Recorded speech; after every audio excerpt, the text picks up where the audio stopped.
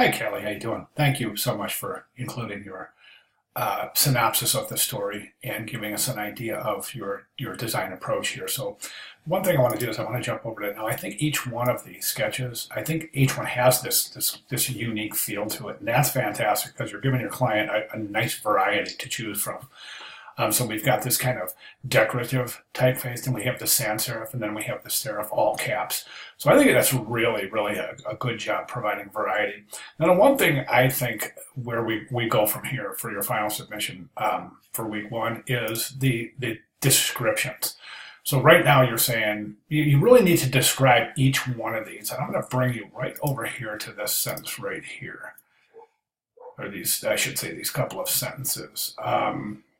And I think this is the essence of the descriptive part of this assignment. So explain each concept and indicate which one you prefer. Okay, does it communicate the nature and tone of the story as well as the place and the time in which it occurs? So that's what you need to address in your writing. You need to really define how. Remember when we did our introduction and we introduced those typefaces and described why they are a good fit for our personality? It's the same thing.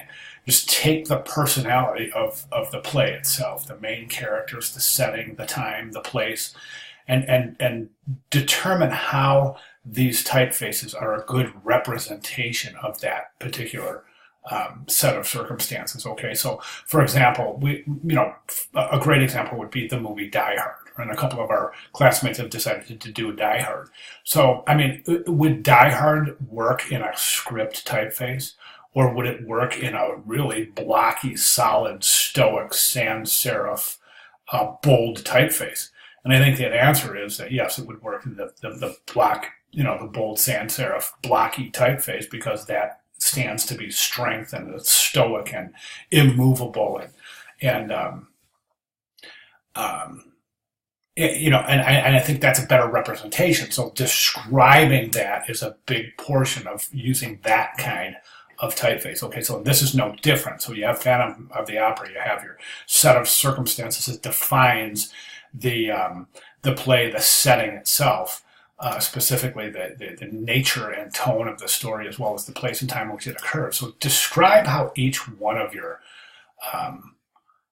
choices of sketches loans itself to that end. Okay, and that's all I'm looking for your final submission is just a little bit more of a detailed description on how each one of these resonates the meaning, the tone, and location and setting of the play that you have chosen. Okay, good job. If you have any questions at all, please feel free to let me know. But looking forward to seeing this one, where you're going to go here. I think that you said, let me see, third sketch.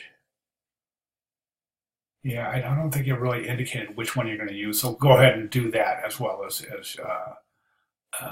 further descriptions. Okay, great job. Thank you very much. Any questions, please let me know. Thanks.